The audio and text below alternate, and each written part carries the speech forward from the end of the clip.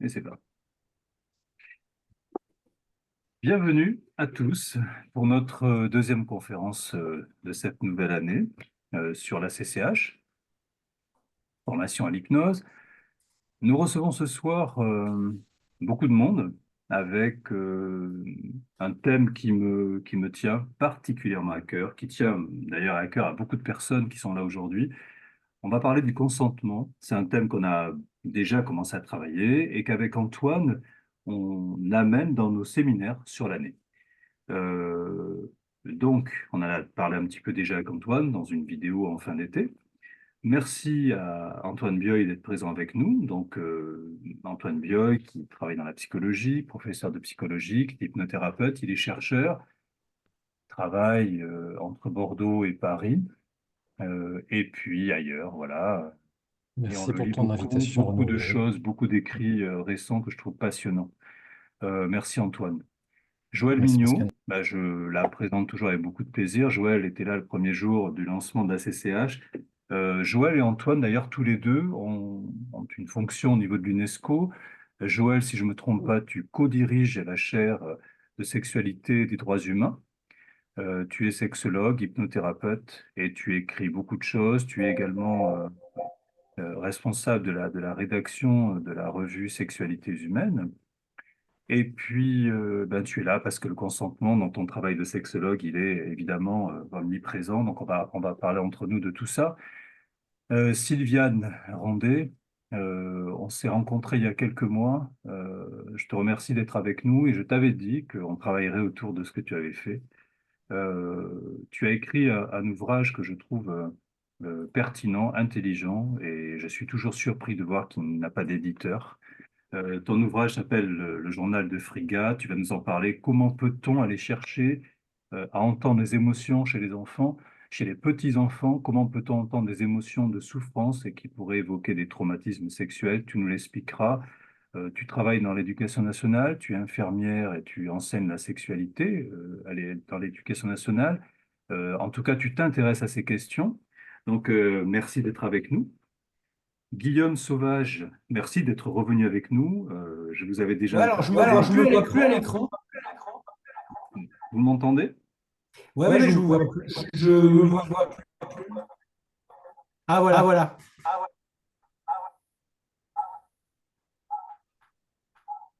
Alors, il faudrait vraiment que je supprime.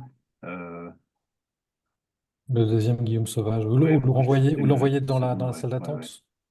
Mettre en avant pour tout le monde, afficher les paramètres sans vidéo. Je ne sais pas comment l'enlever. Euh, Pendant que tu continues, si tu veux, tu peux me mettre co-hôte et je vais voir ce que je peux faire. Comme ça te permettra de continuer les présentations. oui. Mm. Donc, Guillaume, il est juge au tribunal d'Annecy. Et j'avais fait appel à vous il y a un an et demi avec Éric Bardot pour parler de la culpabilité. Ok. Je vous fais revenir aujourd'hui, ça me paraît logique. On va parler du consentement. Vous allez nous en parler comme vous voulez. Ça va être le pont qui va nous amener après vers Sylviane, d'accord? Et puis Patrick Lelon, eh bien, vous le verrez, vous l'avez vu. Je lui demande d'être présent dès qu'il le peut parce que sa formation de philosophe lui a permis de faire un beau journalisme. Et aujourd'hui, il n'est plus sur France Info, mais il reste dans une pratique quotidienne de l'analyse, du questionnement. Donc j'aime beaucoup. Il est conférencier, il est présent partout. Et je lui ai donc demandé de venir dans cette conférence pour nous réveiller certains aspects qu'on n'évoque pas. Voilà. Merci Patrick d'être avec nous. Donc, je propose à Patrick de lancer comme il le veut cette conférence pour nous parler peut-être du consentement, et puis c'est parti. C'est gentil, Pascal, mais c'est un peu compliqué. Le consentement, ça fait partie de ces mots tellement généraux qu'on peut raconter un peu n'importe quoi dessus. Moi, simplement, je retiens trois niveaux. Le premier, le consentement, qui est en fait un problème de pure forme. C'est-à-dire que, bon, je pense que le juge qui est avec nous sera d'accord avec moi. C'est-à-dire qu'il y a un consentement qui en est un sans en être un. C'est-à-dire si je prends l'avion, forcément je consens parce que sinon je ne peux pas prendre l'avion. je ne suis pas impliqué dedans. C'est simplement à la fois une réaction de forme, c'est pas vraiment une liberté, c'est plutôt une protection parce qu'on ne peut pas consentir en général quand on fait des choses très particulières. Ensuite, il y a le consentement qui est un petit peu plus, j'allais dire, impliquant. Par exemple, je vais chez un thérapeute. Effectivement, si je vais le voir, c'est parce que j'ai besoin d'obtenir des réponses à mes questionnements. Et ça, c'est, j'allais dire, un niveau assez commun, mais qui déjà est impliquant, effectivement. Puis il y a le troisième, qui est très curieux, qui est le consentement au consentement. C'est-à-dire, est-ce que, finalement, je vais consentir à ce qu'on va me dire? Une fois que je me suis ouvert, du moins en partie, puisque quand on pose des questions, dans les questions, on révèle un certain nombre de choses de ce que l'on souhaite entendre, mais est-ce que véritablement je suis capable de l'entendre? Est-ce que mon consentement va aller jusqu'au bout? C'est-à-dire, est-ce que je suis dans la capacité non pas de me perdre dans mon consentement, mais d'aider, enfin d'écouter en tout cas, ce que je n'avais pas forcément compris quand j'ai dit oui. C'est ça la vraie question pour moi, quand on dit, c'est un peu comme dans le mariage, hein, consentez-vous à prendre, on ne sait pas ce qui va se passer après. Donc on consent, mais on consent avec des éléments présents. On consent sur l'image que l'on a momentanément, les circonstances que l'on connaît, mais on ne sait pas ce qui va se passer. Et donc la vraie question, c'est est-ce que le consentement, c'est une vraie liberté? C'est-à-dire qu'une liberté qui nous dépasse nous, puisque nous acceptons de ne plus être restreints uniquement à des problèmes de forme, oui, non, etc., mais aller dans une véritable aventure. Alors, je ne sais pas si je suis un peu brouillon, pour peut-être revenir dessus, mais je crois que ça pose les trois niveaux, en tout cas, de ce que l'on appelle le consentement, qui, encore une fois, est un mot extrêmement général. Et comme tous les mots généraux, on peut leur faire dire des tas de choses et il faut peut-être les restreindre. Il y a la catégorisation juridique, c'est une chose très précise. Il y a après la politesse et le fait qu'on souhaite faire quelque chose. Et puis après, il y a l'inconnu dans le consentement, qui là est un véritable point d'interrogation. Ce que tu es en train de dire, Patrick, c'est qu'en fait, quand on dit consentir, ça veut dire consentir à quoi? Le consentement, c'est le consentement pourquoi? Est-ce que c'est consentir à entendre la vérité? Est-ce que c'est consentir à entendre des choses qui pourraient me choquer? Est-ce que c'est consentir à me laisser guider? C'est ça qui est compliqué. Je trouve que dans le consentement, d'ailleurs, quand on signe un papier pour une coloscopie, on signe un consentement à être examiné par une coloscopie, quelles que soient les conséquences. Voilà. Ça te paraît juste? C'est ça que tu voulais nous dire? Oui, c'est ça. Il y a véritablement un moment où le consentement, c'est plus pour l'autre que pour soi. C'est-à-dire qu'un consentement pour une coloscopie, c'est quand même pour protéger celui qui fait la coloscopie, quoi. Bon, en gros, hein. Mais le consentement, quand on prend un billet d'avion, c'est parce qu'il y a un cadre juridique et que la compagnie est responsable jusqu'à, etc., dans telle ou telle circonstance, mais pas, on ne peut pas délirer. Alors que le consentement au sens psychologique, c'est une énorme liberté normalement. C'est-à-dire qu'on peut aller au-delà de tous les cadres. Mais celui-là, il est un peu plus compliqué. Et donc, il y a ces trois aspects-là qui souvent ne sont pas, enfin, ils sont pas du tout au même niveau et ils n'impliquent pas les mêmes choses. D'accord. Tiens, qu'est-ce que pense Antoine Bioy du consentement en psychologie? Bah, alors, je ne sais pas si je vais rentrer dans le dur de suite, en fait, j'écoutais Patrick et je me disais qu'effectivement, y compris, alors sans doute plus en psychothérapie qu'en psychologie, le consentement va se jouer à différents niveaux. Il y a effectivement le consentement initial que peut éventuellement donner le patient si on lui a demandé, ce qui est pas toujours le cas, parce que des fois, on suppose que la présence du patient suffit pour qu'il consente. Mais donc, effectivement, le patient peut consentir à dire, ben, moi, je souhaite travailler là-dessus, mais il ne sait pas bien ce qu'il va y avoir derrière. Et effectivement, peut-être que le consentement pourrait être renouvelé. En tout cas, c'est à voir. Mais en écoutant Patrick, je me rendais compte aussi de quelque chose, c'est que dans la question du consentement, il y a aussi du côté du patient, en psychopathologie ou en tout cas en psychothérapie, le consentement que le patient se donne à lui-même pour pouvoir changer. C'est-à-dire que finalement, il va venir pour une psychothérapie, par hypnose ou pas. il va souhaiter changer quelque chose. Ça peut aller d'un bête comportement qu'il souhaite modifier jusqu'à vraiment quelque chose de plus important dans son existence. Mais finalement, jusqu'où il consent que les choses puissent changer. C'est-à-dire quelle est la différence entre le déclaratif et la réalité. Et souvent, ce que nous, on appelle de ce terme assez vilain de résistance, c'est précisément probablement le choc entre la demande initiale et le patient qui dit oui, oui, je veux changer quelque chose, et le consentement que réellement il donne pour que cela change. Et du coup, le thérapeute est obligé de travailler pour finalement faire en sorte que le patient réponde à l'objectif que lui-même nous a mis, mais parfois il n'est pas si consentant que ça pour que les choses changent. Et notre maître à tous, François Roustan, effectivement, notamment disait, les patients qui disent qu'ils veulent changer, ils le sont tous. Les patients qui veulent réellement changer, il y en a quand même beaucoup moins.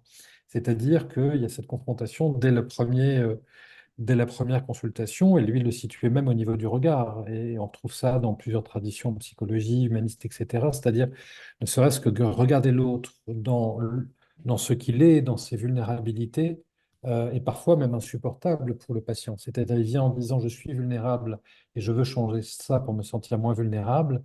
Et quand le thérapeute, dans sa capacité d'accueil, le regarde comme quelqu'un de vulnérable, le regarde vraiment comme quelqu'un de vulnérable, de façon à pouvoir entrer dans le processus de changement, ce regard-là est parfois perçu comme étant extrêmement intrusif et dérangeant.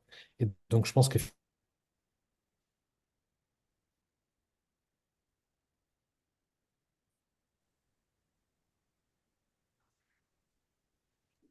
thérapie, il y a probablement aussi le consentement que le patient se doit à lui-même parfois par rapport à ses propres objectifs. D'accord. Alors là, tu as été un tout petit peu coupé, Antoine, mais on a entendu la fin. Bon. Merci. Qu'est-ce que tu en penses, Joël? On ne t'entend pas, Joël, par contre. Tu as ton micro qui est coupé. Excusez-moi. Voilà. Pour moi, le consentement, il implique deux notions. La notion de l'altérité. Et ce qui me vient, c'est la chanson de Zanini. Tu veux ou tu veux pas? Hein. Et la suite, c'est quand même, tu veux, c'est bien. Si tu veux pas, tant pis. Et si tu veux pas, j'en ferai pas une maladie.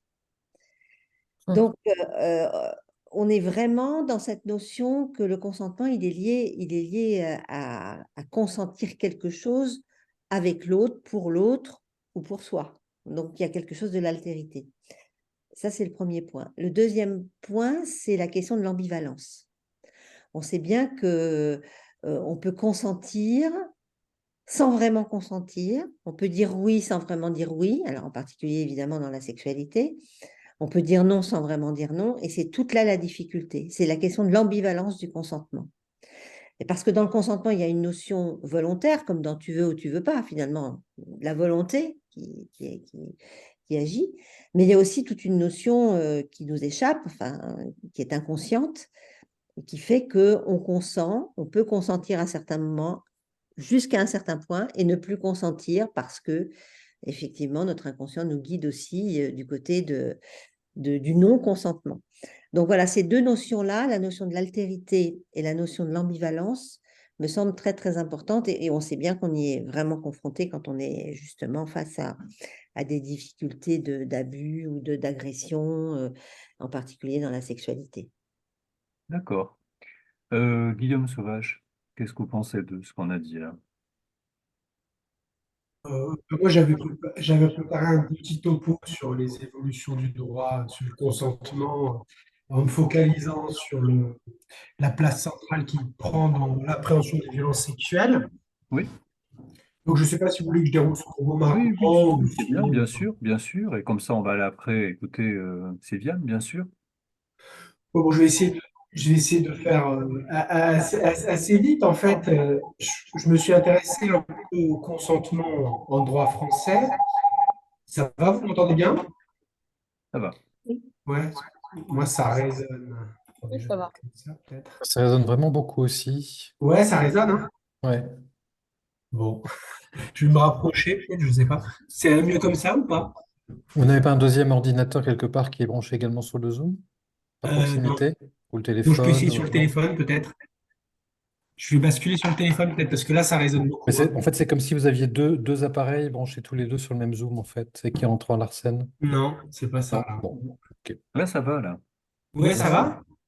Oui, Bon. moi je trouve. Ouais, dites-moi parce que je veux pas vous polluer votre conférence avec des... Ok. Bon. Donc, je me suis intéressé un peu au consentement au droit français pour m'apercevoir qu'en fait, il n'y a pas de définition juridique du consentement dans notre système juridique. Euh, en fait, c'est un pilier du droit civil, puisque c'est le pilier de la théorie de l'autonomie de la volonté en droit civil. Donc, il se conçoit comme le fait de se prononcer de manière expresse ou tacite en faveur d'un acte juridique, mais il n'est jamais défini en tant que tel. En fait, en droit civil, il est défini qu'à travers ses vices, en sachant que le consentement peut être vicié par l'erreur, le dol ou la violence. Mais il n'y a pas de définition de ce qu'est le consentement. Et cette question, Je vous est entends pas devenue bien. très sensible ces dernières années. On vous entend mal. On m'entend mal, on m'entend mal. Comme ça va mieux.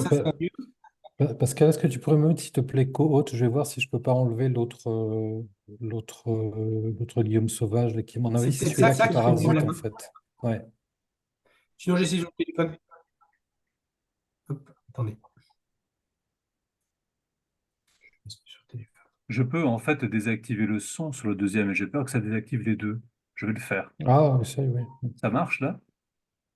Vous m'entendez là? Oui, alors on entend, mais je ne crois pas que ça ait changé beaucoup de Il y a choses. toujours de l'écho. Hmm. Il y a toujours de l'écho. Oui. Je vais essayer de basculer sur le téléphone. Attendez. Je vais voir si c'est mieux. Hop.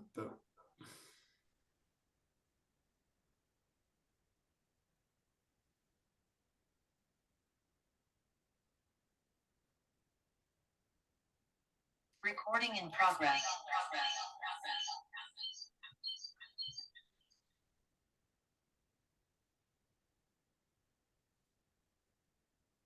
Je suis sûr que dans les années Vous voyez 90, on aurait fait une belle chanson techno, tout ça.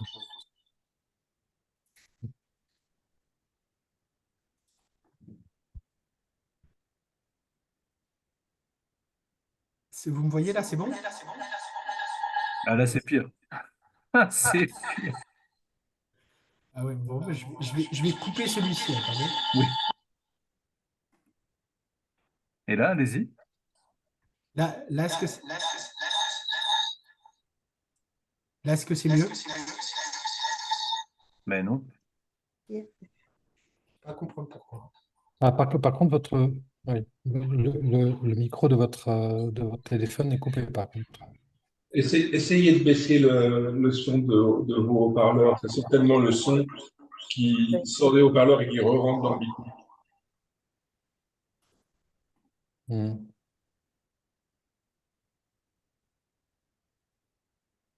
Ah, je pense qu'il a vraiment coupé le son et même l'image.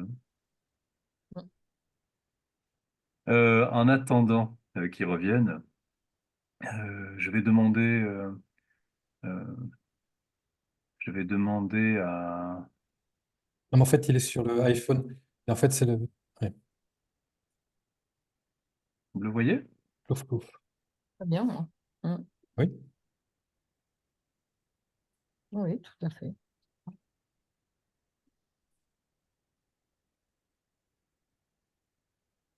Toi, tu nous entends, Pascal?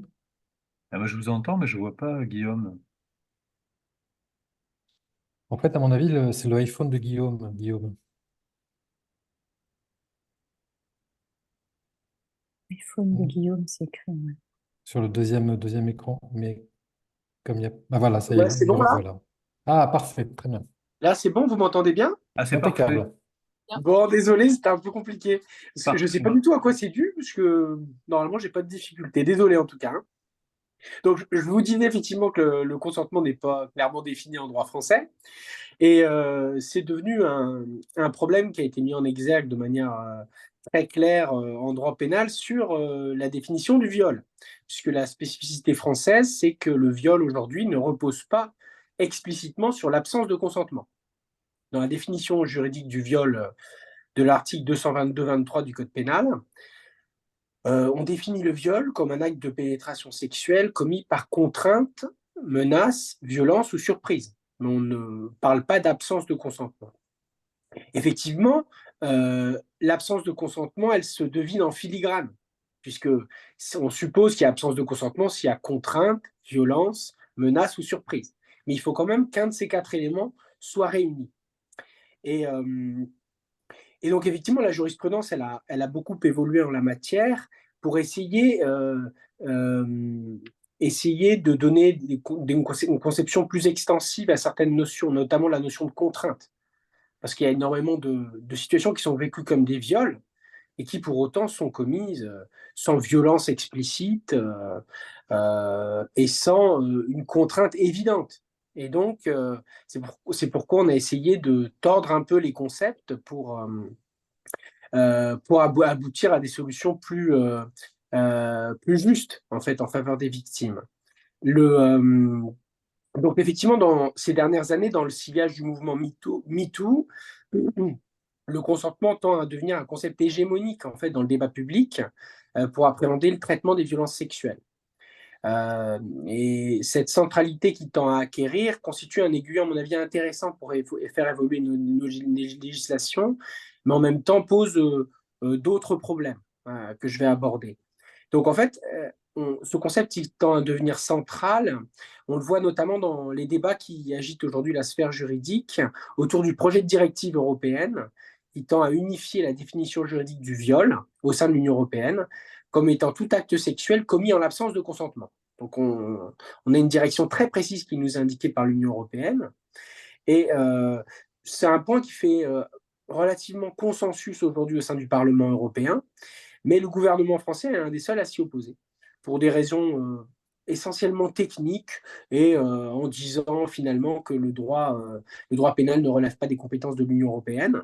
Mais cette position semble de moins en moins tenable et le maintien de l'incrimination actuelle de viol telle qu'elle existe dans le droit français, à mon avis, va être difficilement tenable sur le long terme, puisqu'elle se fait au prix de distorsion des concepts juridiques et des éléments constitutifs. Et à mon avis, cette simplification peut présenter de nombreux avantages. En fait, caractériser simplement le viol comme une relation sexuelle commise en l'absence de consentement. Voilà. On a des législations qui sont assez avant-gardistes en la matière, qui sont allées très loin. Alors, bon, la question qui se pose, c'est est-ce qu'on doit aller aussi loin que ces législations? On a la première loi qui a été adoptée en la matière, c'est une loi en Californie qui a voulu régir du coup les établissements d'enseignement supérieur et les a conduits à adopter un principe de consentement éclairé et enthousiaste. C'est-à-dire que le consentement à une relation sexuelle doit supposer, dans ce cadre-là, un principe de consentement éclairé et enthousiaste. Ça va quand même très loin. Et la loi espagnole qui a été votée en août 2022, qui a fait couler beaucoup d'encre, c'est la fameuse loi « Seul un oui est un oui », véhicule un peu les mêmes principes. Alors, ces principes de ces législations un peu maximalistes en la matière, c'est en gros de dire que l'absence de protestation ou de résistance ne signifie pas le consentement, ni le silence. Le consentement doit être express et manifeste. Il doit par ailleurs être continu et il peut être révoqué à tout moment. Et il doit exister non seulement pour la relation sexuelle en elle-même, mais pour tous les actes précis qui seront commis à cette occasion. Donc c'est aller extrêmement loin quand on sait comment ça peut se passer dans les relations courantes. Voilà. Donc c'est quand même aller assez loin. On a des affaires canadiennes qui sont assez intéressantes là-dessus, qui vont un peu pousser la notion du consentement jusqu'à ses limites finalement.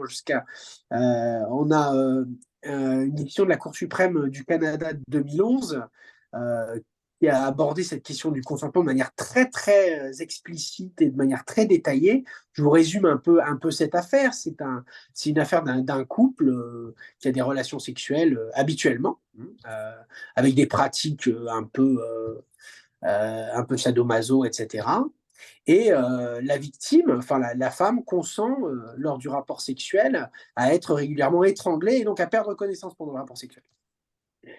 Dans un de leurs rapports sexuels, effectivement, elle consent à être étranglée, à perdre conscience, sauf que quand elle se réveille, elle se retrouve avec des objets introduits, bref. Et là, elle porte plainte pour viol, Et donc, la question là était compliquée. Il y avait des opinions divergentes, puisqu'il y a bien eu un consentement à la relation sexuelle. Mais la Cour suprême du Canada a considéré qu'il y avait quand même un viol, parce qu'elle n'était plus en état de consentir au moment où elle avait perdu conscience. Voilà. Enfin, vous voyez un peu jusqu'où ça peut mener, en fait. Cette volonté d'avoir un consentement explicite, exprimé à tous les stades d'une relation sexuelle. C'est parfois très compliqué. On a une autre affaire similaire où l'auteur a été condamné alors que la victime avait avait dit oui à plusieurs reprises, mais suite à l'insistance de l'auteur et dans un contexte un peu de domination. Mais c'est pareil, là on a adopté le principe sur lequel, au Canada, céder n'est pas consentir. Donc c'est des débats qui sont pas simples.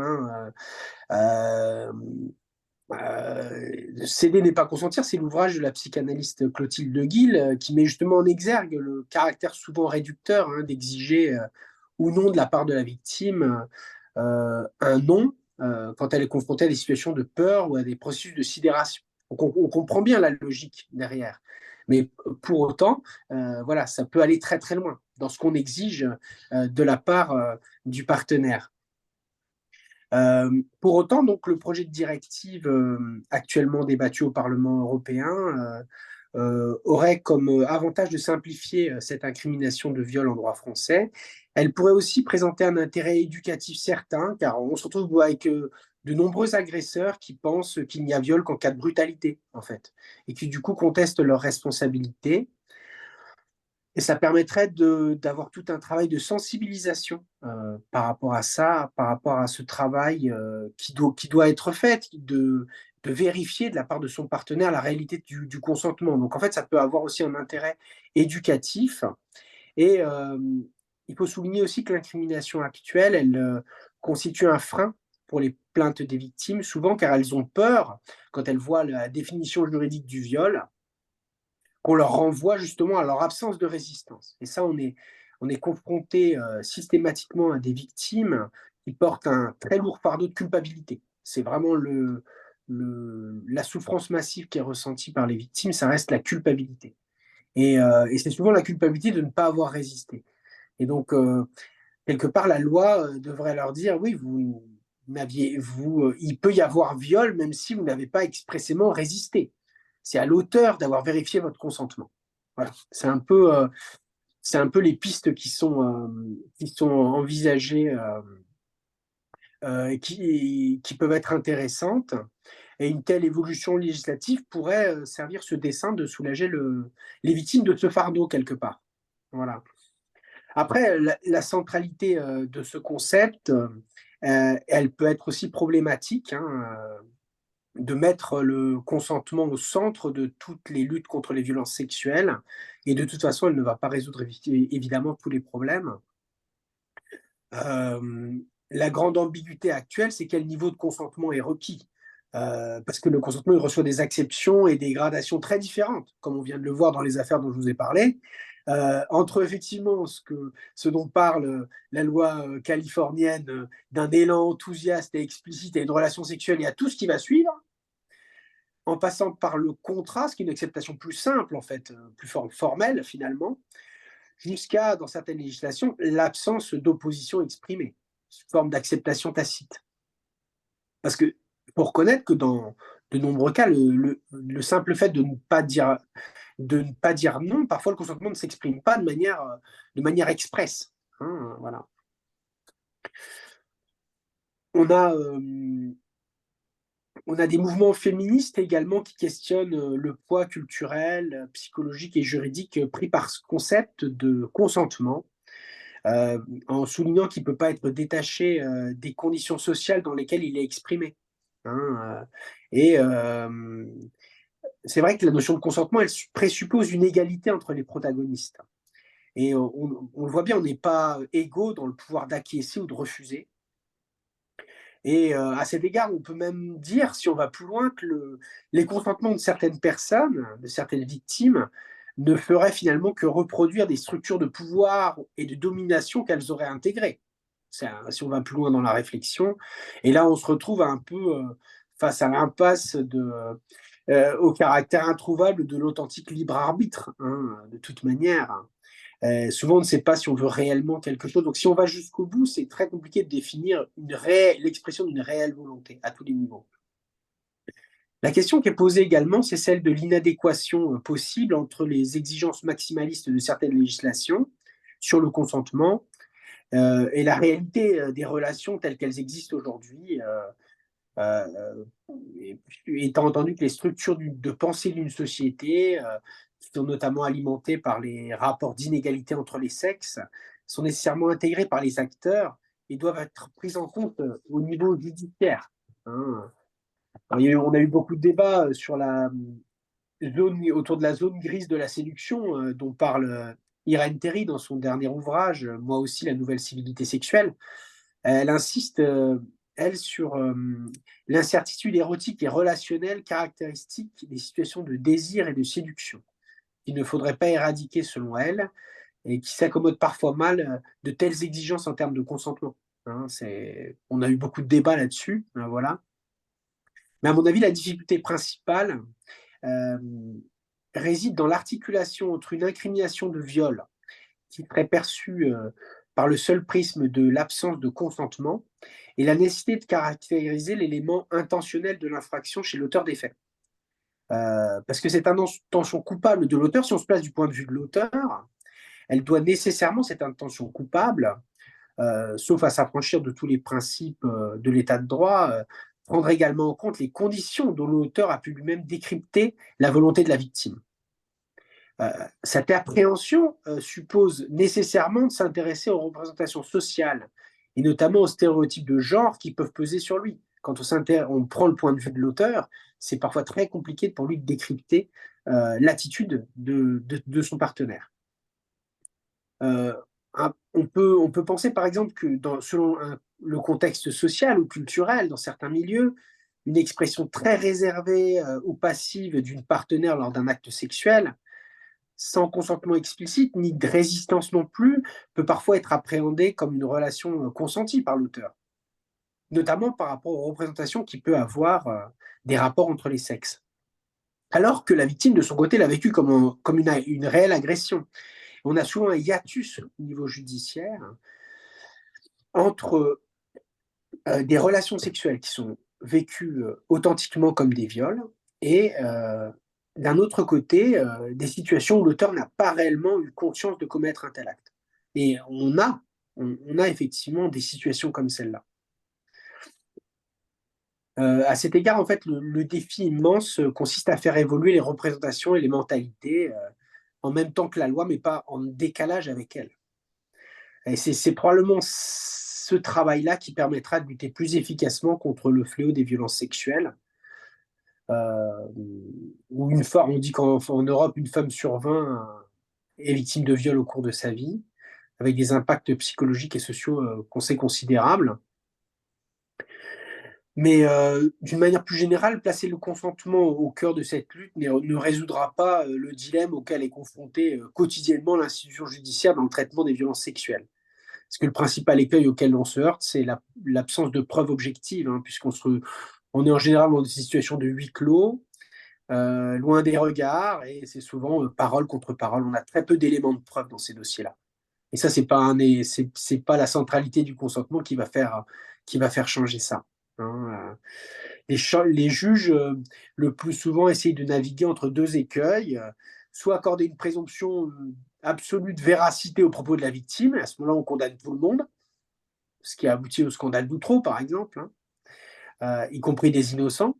Bon, a priori, selon les études qui ont été faites, une étude britannique en 2005 montre qu'il n'y a que 3% des plaintes pour viol qui sont probablement ou possiblement mensongères. Donc on n'aurait pas beaucoup d'innocents condamnés, mais on en aurait quand même. Voilà. Ou alors exiger des preuves irréfutables, ADN, aveux, des témoignages qu'on n'aura jamais, hein. On va pas violer quelqu'un en public en général.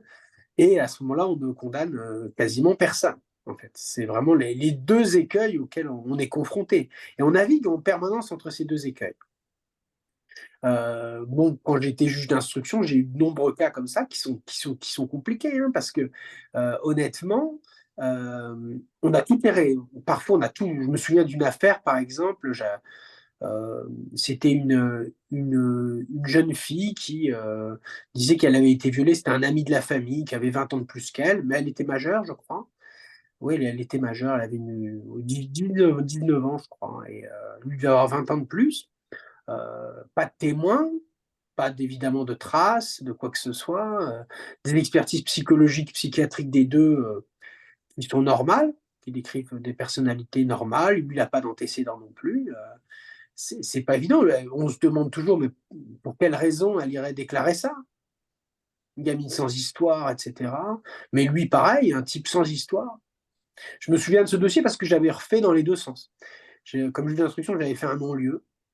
Puis après, je m'étais dit non, moi, je ne dois pas me prononcer sur la culpabilité, je dois me prononcer uniquement sur les charges. Est-ce qu'il y a des charges suffisantes contre cette personne? Et j'avais fini par le renvoyer devant la cour d'assises pour viol. Et je considérais, j'ai dit, la cour d'assises décidera. Bon, l'individu en question, il a pris 10 ans de prison. Bon. Moi, honnêtement, je ne sais toujours pas s'il est coupable ou innocent, hein. Moi, je ne le sais pas. En tout cas, il a été déclaré coupable par la cour d'assises, mais d'après les éléments qu'on avait, c'était quand même fragile. Et on a rarement des dossiers accablants, hein, dans ces dossiers-là. Voilà donc un peu les deux écueils entre lesquels navigue la justice dans le traitement des infractions sexuelles. Alors, il y a une piste que j'ai vue qui peut être intéressante.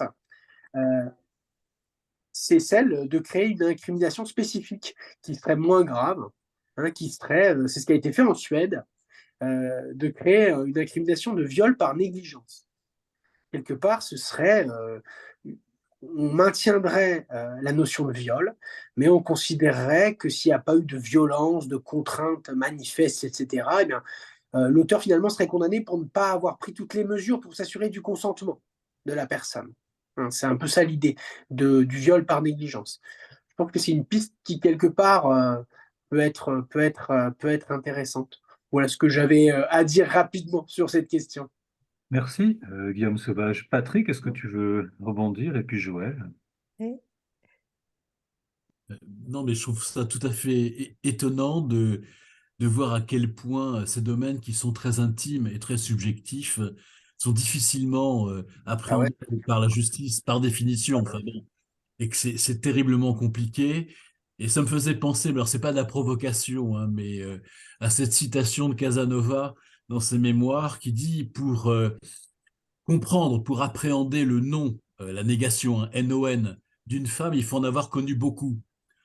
Et je trouve qu'effectivement, la véritable difficulté, c'est le fait de pouvoir euh, non pas donner crédit. Je pense que le problème, il est peut-être pas dans le crédit, mais il est dans le problème de la souffrance, c'est-à-dire, est-ce que finalement, c'est évident que le droit doit dire ça, c'est sanctionnable, ça, c'est bon. Mais en même temps, il y a autre chose derrière qui est terriblement compliqué. Et là, je pense que Joël est beaucoup plus à même d'en parler, mais c'est très difficile pour un juge, je vois ce que nous disait le juge à l'instant, d'être à même de pouvoir apprécier des domaines extrêmement subjectifs, sauf quand il y a eu véritablement violence, sauf quand, Oui, c'est ça. effectivement, voilà. Mais pour le reste, c'est quoi? Enfin, je veux dire, c'est terrible. Et puis en plus, on a notre passé à nous. Je ne remets pas en cause du tout j'allais dire, la rigueur des juges, au contraire. Mais ce que je veux dire, c'est que, bon, on n'apprécie pas de la même manière la notion de viol quand on a à l'analyser selon, soit on a des éléments très clairs et auquel cas il n'y a pas de discussion, soit au contraire on a cette zone de doute qui nous rappelle à nous-mêmes que nous sommes extrêmement fragiles. Ça ne doit pas être très simple, on ne doit pas se sentir très bien dans un sens ou dans un autre quand on s'est prononcé. J'aimerais pas être juge dans ces occasions. Je préfère le Ah non, pénaliste. non. Bien, oui. Joël, qu'est-ce que tu veux nous dire? Alors moi, je voudrais remettre le propos peut-être de façon presque plus banale. C'est-à-dire que, et aussi avec ma casquette de clinicienne, c'est-à-dire qu'est-ce que j'entends dans mon cabinet par rapport à ces histoires de consentement. Alors évidemment, des agressions sexuelles, des viols, dans les histoires, en particulier des femmes, bien sûr. Mais ce n'est pas là-dessus que je vais m'arrêter, c'est surtout sur la sexualité de monsieur et madame tout le monde, on va dire. Finalement, nous, ce qui nous vient très fréquemment, et une je dirais, des difficultés principales, c'est le trouble du désir. Alors moi, j'aime bien analyser les pathologies ou les difficultés sexuelles à l'aune des droits humains. Et je me suis aperçue en faisant tout ce travail de réflexion que finalement, il y a une définition des troubles du désir, une définition qui peut être biologique, psychologique, environnementale, sociale. Il y a tout un ensemble de facteurs qui font que parfois le désir s'effondre, se ralentit ou même disparaît complètement. Et donc se manifeste dans les couples, quels que soient les couples d'ailleurs, par des décalages qui peuvent être très vite des sentiments d'obligation ou des sentiments de frustration. Et finalement, quand on creuse, pour beaucoup, on s'aperçoit que c'est très, très lié à la question du consentement et de l'incapacité à pouvoir dire oui ou à pouvoir dire non. Et quand cette incapacité à pouvoir dire oui ou à pouvoir dire non dure et se reproduit, je dirais, de nuit en nuit ou de jour en jour, eh bien, ça finit par installer une difficulté de désir qui prend la forme finalement d'une espèce de pathologie sexuelle. Enfin, nous, on pouvait le voir, je le dis au passé, nous les sexologues, on pouvait le voir comme ça. Et finalement, il s'agit d'autre chose. Il s'agit vraiment de ce qui se passe entre deux êtres à un moment donné, à partir de leur relation intime, mais aussi à partir de la fonction même du désir qui peut s'installer entre eux et de la façon dont ce désir se vit à travers cette idée de consentement. Donc, cette possibilité qui, par exemple, si on prend l'idée du devoir conjugal, qui n'est plus, je vais m'en référer à notre ami qui en sait certainement plus que moi au niveau de la loi, mais ce n'est plus maintenant bon, Une faute civile, ouais. faute civile, voilà, une obligation. Il n'empêche que dans les têtes, le devoir conjugal, il existe. Ah oui. Et qu'il existe à partir du moment où les gens sont en couple, finalement. Et pas forcément à partir du mariage, bien sûr, on a dépassé ça. Mais à partir du moment où les gens se mettent en couple, l'idée du devoir conjugal, donc le devoir de recevoir du plaisir ou d'en donner, ou au mieux de l'échanger, ce qui est encore mieux, évidemment, existe. Et ça, c'est vraiment dans une espèce d'intégration inconsciente qu'à partir de l'idée du couple, la sexualité est aussi un lieu de plaisir et c'est un devoir, même si on n'est plus dans l'idée du devoir conjugal de façon légale. Ça existe encore et c'est encore très, très fréquent. Et c'est pour ça d'ailleurs que souvent, on a des demandes autour de ces difficultés de désir et ces décalages de désir avec des stéréotypes. On est encore devant des stéréotypes. Les hommes sont plus demandeurs que les femmes. On a des stéréotypes comme ça encore qui apparaissent dans les consultations. Ce sont des vrais stéréotypes parce qu'on sait très bien que ce n'est pas vrai. Ce n'est pas la réalité. L'inverse existe aussi. Mais il y a vraiment des stéréotypes genrés aussi autour de toutes ces questions-là. Mais ce qui est intéressant, c'est de voir que finalement, dans ces pathologies du désir et peut-être aussi dans les pathologies du plaisir, parce que souvent tout ça, c'est très, très lié, et bien, ces difficultés, on va enlever le mot pathologie, on dépathologise beaucoup en ce moment. Donc, les difficultés ou les plaintes autour de ça, finalement, hein, ou les souffrances, eh bien, sont souvent finalement des signes que quelque chose de l'ordre du consentement, à un moment donné, ne s'est pas exprimé. Je sais que c'est terrible ce que je dis, mais c'est vraiment mon analyse actuellement, elle va dans ce sens. Et alors, après, ça pose une autre question. Ça pose la question de la place du thérapeute et de l'engagement du thérapeute. Qu'est-ce qu'il peut faire? Qu'est-ce qu'il peut dire? Est-ce qu'il a le droit de signaler finalement que c'est une question finalement de droits humains, tout simplement? Est-ce que c'est notre rôle ou pas? Voilà, et ça pose vraiment la question à ce moment-là de l'engagement du thérapeute de celui qui va recevoir la plainte et qui va essayer d'aider cette question du désir. On n'est pas là, quand je dis à mes patients, on n'est pas là pour vous faire des injections de désir, ça n'existe pas déjà. Mais il n'empêche que c'est un peu ce que les gens demandent souvent, parce qu'ils ont peur pour leur couple, parce qu'ils ont peur de perdre l'autre, parce qu'il n'y a plus de sexualité dans le couple du tout, par exemple, ça peut exister aussi, et qu'ils en souffrent. Donc voilà, pour toutes ces raisons-là. Donc cette question-là, elle est centrale au-delà même je dirais des agressions avérées et évidemment les viols, etc., qui sont bon, sur le plan légal très cadrés, ou en tout cas même si la loi évolue, ça reste quand même très clair. Là, on est dans une zone, alors je ne sais pas si elle est grise ou si elle est rose, cette zone, mais en tout cas, on s'en aperçoit vraiment en écoutant les demandes autour en particulier du désir. Merci Joël. C'est clair. Je vais J'espère. proposer à Sylviane d'intervenir maintenant. Alors, on va partir dans quelque chose de beaucoup plus restreint, de beaucoup plus réduit. On va s'intéresser aux enfants et on va se demander, avec Sylviane, comment on peut apprendre à nos enfants, aux petits-enfants, à entendre ce que peut leur dire le consentement et pouvoir dire non, je ne consens pas. Comment un enfant peut exprimer son refus. Et donc, c'est ce qu'on va voir avec vous, avec Sylviane. D'accord? Donc, en fait, pour moi, le consentement, ce serait plutôt prêter attention à soi et prêter attention à l'autre, et que ces deux éléments-là puissent s'accorder. Sinon, effectivement, il y aura forcément quelque chose qui n'ira pas entre ces deux personnes. Et prêter attention à soi et prêter attention à l'autre passe énormément, excusez-moi, parle énormément passe par les émotions. Et les émotions, on les ressent. Notre corps en fait quelque chose, en exprime quelque chose, et l'autre peut les recevoir, si il y fait attention, bien sûr.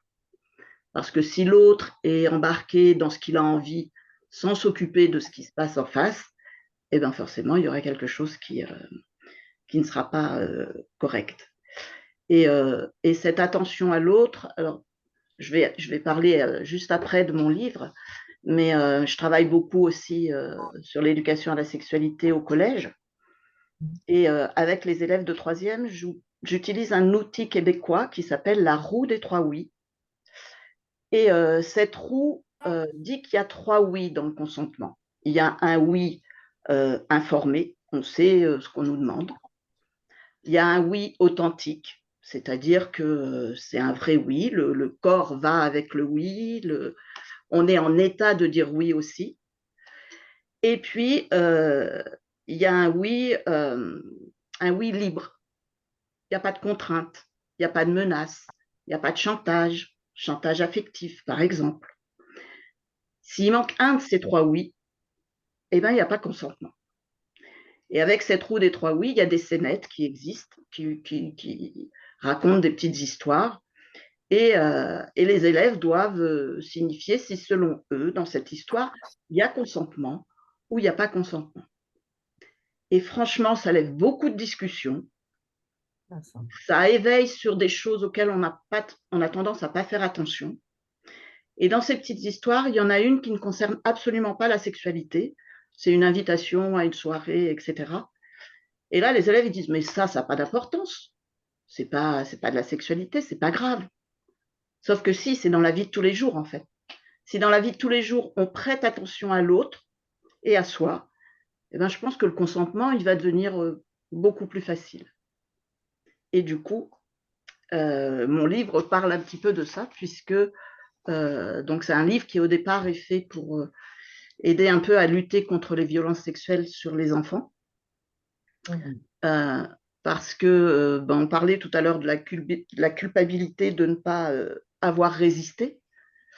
Chez les enfants, quand on dit les enfants, il faut leur apprendre à dire non.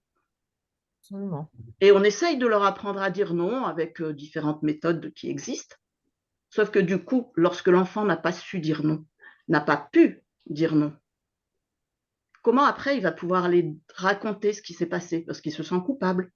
Il se sent coupable de ne pas avoir résisté, il se sent coupable de ne pas avoir dit non. Donc ce livre-là ne va jamais parler de non, mais plutôt d'émotions. D'émotions, c'est les premières histoires, d'arriver à les ressentir quand elles sont fortes, les exprimer quand elles sont fortes, mais aussi les ressentir et les exprimer quand elles sont faibles. Parce qu'à ces moments-là, quand on parle des émotions, on a toujours l'impression que ça part facilement dans tous les sens. Sauf que des fois, l'émotion, elle n'est pas très forte. Seulement, l'émotion, elle est là pour renseigner. Si ce qu'on est en train de vivre, ça nous convient ou ça ne nous convient pas. Ou, pour les enfants, ça peut être bizarre. Et lorsque c'est bizarre ou que ça ne nous convient pas, les histoires, à chaque fois, encouragent et se terminent toujours par le fait d'aller parler à un adulte de ce qui s'est passé pour essayer de comprendre, en fait, si ce qui se passe, c'est normal, pas normal, c'est bien, pas bien, c'est bon pour moi ou pas. Et donc, alors ce livre, que je vais, voilà, qui s'appelle Le Journal de Friga, ce sont des histoires pour dialoguer et protéger les enfants.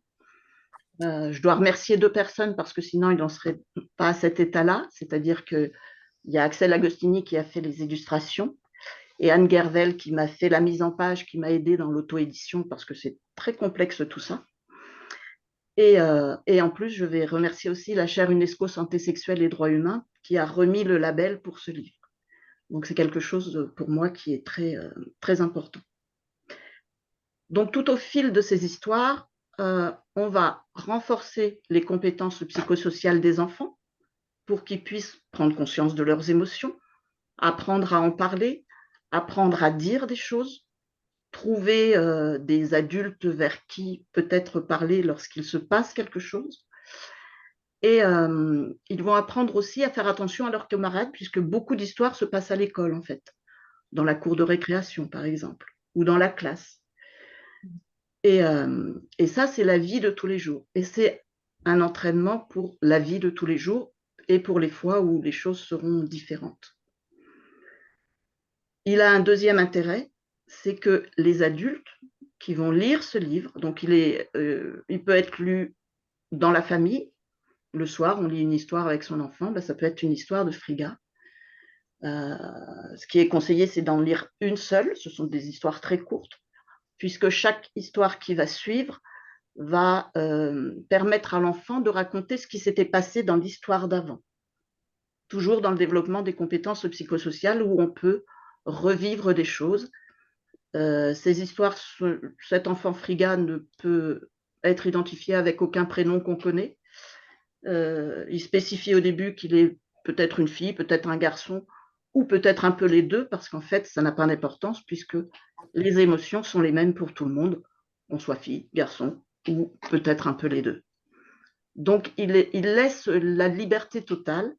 Les illustrations laissent liberté totale, puisque ce sont juste quelques éléments de l'histoire, mais ça ne représente pas de scène particulière, ce n'est pas narratif du tout. Donc, à chaque enfant, quand il entend l'histoire, de se plonger dans cette histoire et de vivre avec Friga ce qui lui est arrivé.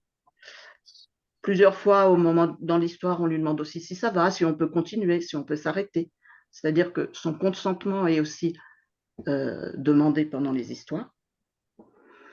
Et l'adulte, donc, qui va raconter ces histoires, va aussi apprendre à faire attention à ce que l'enfant dit.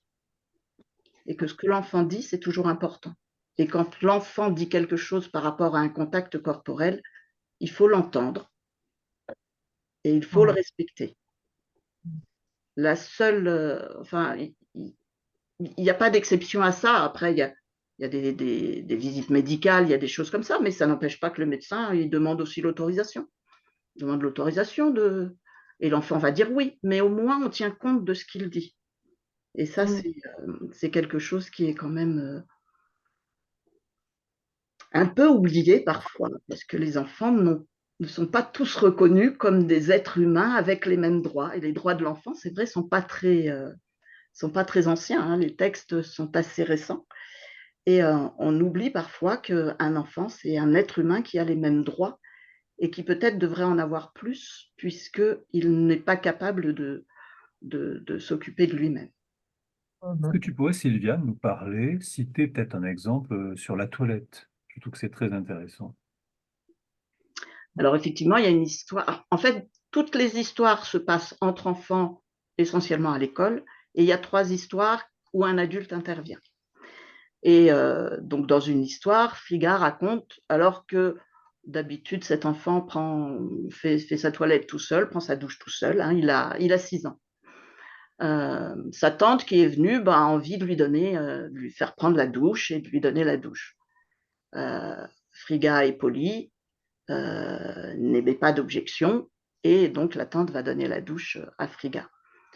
Après, Frigga va aller voir ses parents et va dire, mais c'était bizarre comment Tata me frottait le dos, j'aimais pas le contact, c'était pas agréable.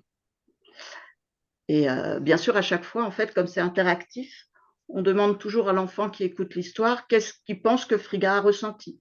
Est-ce que c'était agréable? Est-ce que c'était désagréable?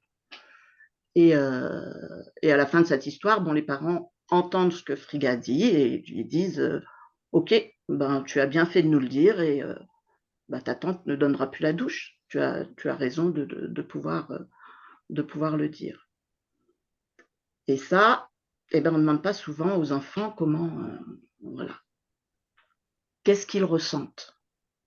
Ils vont à l'école, ils reviennent, on leur demande qu'est-ce que tu as fait avec le maître, la maîtresse, mais comment tu t'es senti? C'est quelque chose qu'on ne demande pas souvent. Et du coup, ce livre peut être un soutien à ça, à ouvrir ce dialogue sur comment tu te sens et qu'ils puissent l'exprimer.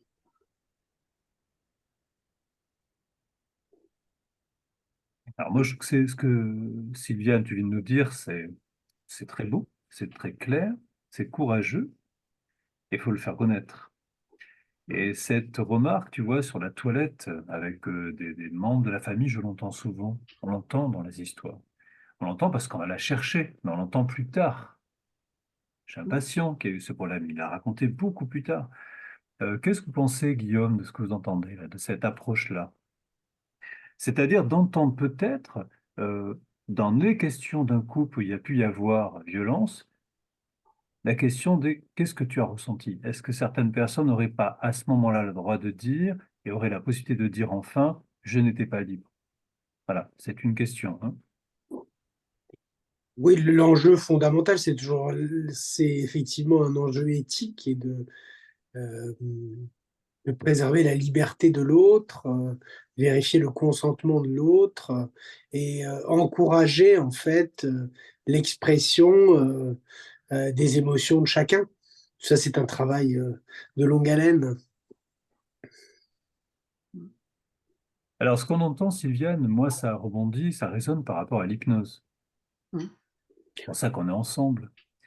Euh, à la fin d'une séance d'hypnose, est-ce que parmi ceux qui sont là ce soir, on demande souvent, qu'avez-vous ressenti? Oui, on le demande, on pose cette question. Mais finalement, il y a un peu de cette question dedans. Et moi, avant de vous laisser réfléchir, je veux dire ce que j'ai pensé en fait en écoutant. Sylviane a parlé d'un consentement qui devait être mutuel. C'est la notion que j'ai entendue, la notion de je conçois quelque chose, mais est-ce que l'autre conçoit? Alors ça, c'est décrit dans le livre de Maxence Christel, Le consentement, cet ouvrage qui est sorti cette année. Euh, et donc, dedans, ce que nous dit Maxence Christel, c'est que quand on demande à quelqu'un, est-ce qu'il consent à faire des efforts, par exemple, à ne plus boire d'alcool? Il est dans un tribunal. Consentez-vous à ne plus boire d'alcool?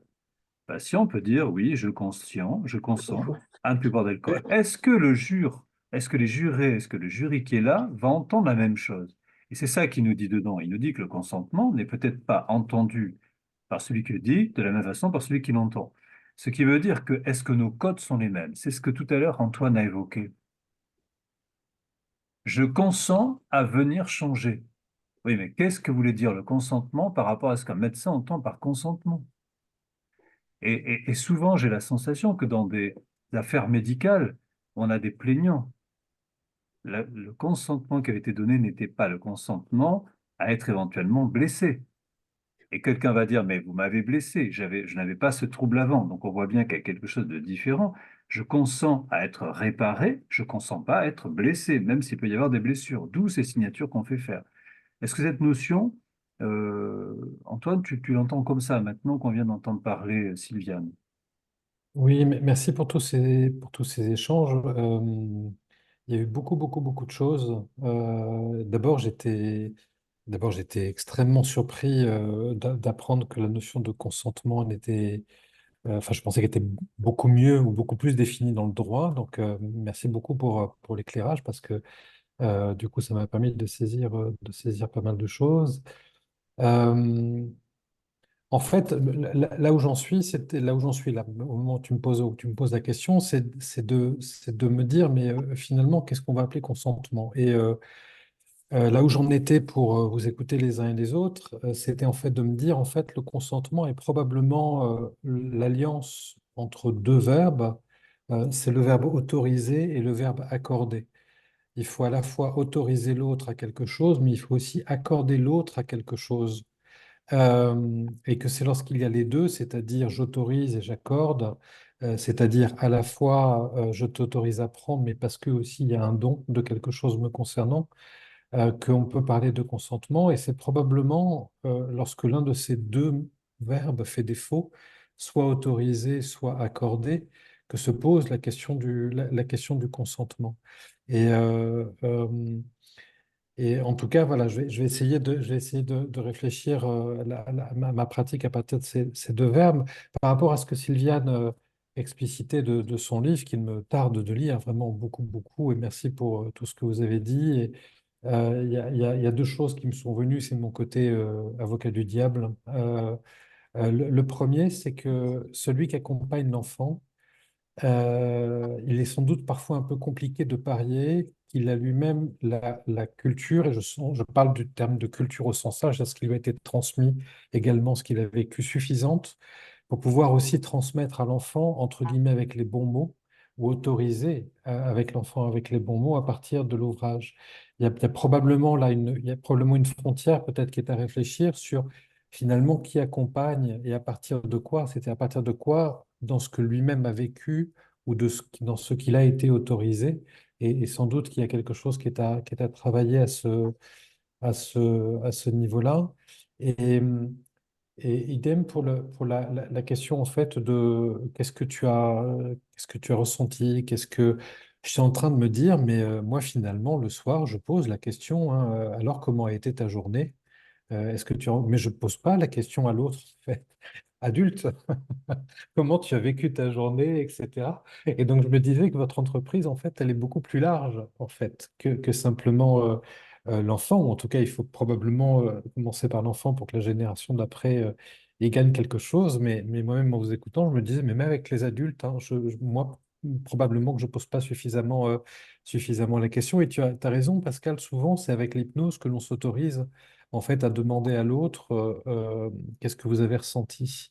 Ou pour reprendre le mot de Gaston Brosseau, de quoi avez-vous fait l'expérience? Qui est encore un petit peu quelque chose, mais un petit peu autre chose, mais on est dans cet angle-là. Et donc, effectivement, c'est la difficulté que l'on peut avoir, et pour moi aussi, Joël l'abordait d'une certaine façon tout à l'heure, avec non seulement ses propres émotions, mais surtout les partager, les dire et d'en faire précisément un élément, et je reboucle avec ce que je disais tout à l'heure, que l'on peut s'autoriser à dire, mais aussi que l'on accorde à l'autre. Je t'accorde aussi la possibilité de pouvoir entendre les émotions que je m'autorise à te dire à ce moment-là. Et que le jeu dans l'alliance entre ces deux verbes, il est certainement complexe, mais on a probablement quelque chose là de l'ordre du consentement à réfléchir de cette façon. Et par rapport à ce que tu disais, Pascal, au début, c'est-à-dire pour la colo, mais c'est effectivement, c'est aussi l'anesthésiste qui va se protéger. Enfin, tu as raison, même le chercheur que je suis, hein, quand on fait signer un consentement, c'est pour nous protéger, nous, bien sûr. Hein. C'est pas la personne, en fait, qui va passer de la recherche. Donc, tu as raison, mais effectivement, sans doute parce qu'on ne fait qu'autoriser. En fait, on ne vient chercher, on ne vient demander que l'autorisation. Et en fait, on n'accorde pas grand-chose, en fait, en même temps que ça. Je suis pas sûr, avec tout ça, pour répondre à ta question plus directement, avec l'hypnose, euh, probablement que l'on va aller voilà, dans les émotions, dans quelque chose qui serait plus consenti au sens où je vous ai proposé de l'entendre pendant ces quelques minutes. Je suis pas sûr que ce soit pour autant des facilitateurs, mais je reste bêtement persuadé aussi que l'hypnose, sans doute, rend les choses paradoxalement plus complexes parce que c'est une méthode d'influence. Elle a été construite comme ça historiquement. C'est une influence que l'on exerce. C'est une influence qui pose la question du libre arbitre chez l'autre. C'est une influence que l'on exerce peut-être un peu plus intentionnellement et en conscience du côté du thérapeute avec les précautions de formation que l'on a déjà plein de fois relevées. Mais il n'empêche que malgré tout, c'est quand même la pratique d'influence euh, majeure en fait dans le champ des psychothérapies et que il me semble pas que pratiquer l'hypnose ait permis de relever un peu la question du consentement, relever un peu la barre du consentement et se l'autoriser plus. Voilà, j'en suis là, à redéfinir effectivement la notion de consentement. Avec l'alliance entre les deux verbes, j'avais l'impression que ça épousait à peu près les champs que vous disiez. Pour ma part, en fait, je me disais que voilà, il y a probablement avec l'hypnose quand même une difficulté supplémentaire. Ça embrouille un peu les cartes, quoi. Euh, voilà. Merci Antoine. J'aimerais bien que Nicolas nous parle un peu, puisqu'il travaille avec les enfants, qu'il nous dise ce qu'il pense du consentement chez les enfants dans sa pratique. Est-ce que tu l'évoques, toi, avec les ados ou avec les enfants? Bah, je pense que déjà, j'apprends beaucoup de choses sur ce qu'est le consentement. Je trouve que c'est pas c'est un concept qui est pas si évident. On a l'impression qu'il est présenté de façon extrêmement évidente, peut-être même de façon naïve, dans le sens où ça supposerait de dire à toutes les phrases, en gros, est-ce que ça va? Est-ce que tu es d'accord? Est-ce que tu es d'accord avec ça? Peut-être que sur le plan juridique, effectivement, ça peut protéger en quelque sorte, mais bonjour la spontanéité, que ce soit dans la sexualité ou dans les relations, dans la psychothérapie, c'est pas si évident que ça. Dans les témoignages, j'ai bien aimé l'idée d'avoir une attention à soi, une attention à l'autre. Je trouvais ce critère beaucoup plus intéressant pour aborder le consentement. Et dans ce cadre-là, effectivement, oui, avec avec les enfants, c'est c'est clairement le cas. Euh, il y avait aussi la notion qui avait été abordée. J'ai oublié le nom de l'intervenante qui parlait qui avait écrit le livre et qui parlait des enfants. Euh, Sylviane Randet. de Sylviane, merci, qui parlait du droit des enfants et du fait que souvent ces droits étaient bafoués. Euh, c'est quelque chose que j'ai tendance à constater. Je ne vais pas forcément le dire de façon aussi directe avec les parents, mais parfois j'ai l'impression qu'on considère les enfants un peu comme des sous-humains qui n'auraient pas autant le droit à la liberté que les adultes. On considère que les enfants, malgré le manque d'expérience et le fait qu'ils aient une nécessité d'apprentissage dans la vie, ont le droit à la liberté autant que les adultes, que n'importe quel être humain. C'est juste que c'est adapté à leur modèle de compréhension et à et à leur façon d'agir. Mais que les enfants ont de la liberté. Mais c'est pas forcément, j'ai l'impression parfois que c'est pas aussi évident pour eux que ce sont des êtres libres. Parce que j'ai l'impression aussi que ça leur est pas vraiment présenté comme ça. À partir du moment où on leur définit des règles et des punitions qui parfois sont adaptées, rentrent dans le cadre de l'éducation et parfois ne le sont pas dans le sens où on peut entendre par les parents, par d'autres adultes ou à l'école. En gros, quand les enfants expriment ce qu'ils ressentent, tu n'as pas le droit de dire ça, c'est pas correct. C'est pas correct de dire ça ou de parler de telle chose. J'ai l'impression que on envoie des messages parfois contradictoires et que c'est pas évident pour les enfants de se repérer et même de se rendre compte s'ils ont un consentement ou pas. Que ça va dépendre de beaucoup de cadres, de cadre familial, de quels sont les adultes sur lesquels ils vont tomber à l'école, dans leur entourage, et que ça va définir, ça va permettre à certains enfants de développer naturellement une capacité à exprimer leur consentement, et que chez d'autres enfants, ça peut éventuellement les bloquer très, très, très, très jeunes. Et peut-être amener à des adultes qui vont avoir du mal à dire non aussi plus tard. Je ne peux pas l'affirmer, tout ça. Je suis en train de réfléchir en même temps que je réponds. Voilà un peu tout ce qui me vient par rapport à ta question. Merci Nicolas. Oui, Joël. Oui, ce que dit Nicolas, moi, ça me fait penser à l'évolution de l'enfant, à ces périodes où les enfants s'opposent et disent non. Quand on a eu des enfants, on sait qu'il y a des moments où ils disent non à tout. Et finalement, la grande question, c'est comment les parents réagissent à ce non. Finalement, est-ce qu'ils accueillent le non comme une façon de s'affirmer et puis un passage, et puis voilà, parce que parfois ils peuvent dire non pour tout et ce qui peut nous sembler n'importe quoi, mais voilà, mais je pense que la relation aux enfants à ce moment-là est très importante, c'est-à-dire est-ce que accepter leur non, c'est aussi leur apprendre à dire oui à d'autres moments, me semble-t-il. C'est la notion du choix. Voilà, C'est-à-dire mais pour c'est avoir le tout. choix, il faut pouvoir être capable de dire oui ou non, et puis de choisir et d'assumer son choix. Voilà, et ça, c'est tout petit. À 2 ans et demi, ils commencent, ils disent non, ils ne veulent pas s'habiller, ils ne veulent pas mettre les chaussures, ils veulent pas... non, non, non, non, non. Et c'est vrai que, bon, ça fait partie de l'évolution de l'enfant, on le sait, ça, c'est vraiment un stade, enfin, une étape en tout cas. Et donc, voilà, je crois que c'est intéressant aussi de ramener ça vraiment à ces tout premiers moments où la réaction qu'on peut avoir par rapport à ce non est aussi extrêmement importante dans leur liberté. Alors, par rapport au non, justement, il y a quand même une histoire dans le livre. Et c'est vrai que très souvent, le non, on estime que quand un enfant dit non, c'est qu'il n'est pas gentil, quelque chose comme ça, en tout cas. Et donc, il y a une histoire, ça se passe donc à l'école, il y a une fête, et ils vont danser. Et il y a un jeu qui est instauré, qui est que les enfants aillent se demander mutuellement si l'autre veut bien danser avec lui ou pas. Et si l'enfant dit oui, on lui dit merci de ton oui. Et si l'enfant dit non, on lui dit merci de ton non. Pour réaliser qu'un non, c'est aussi faire part de ce qu'on.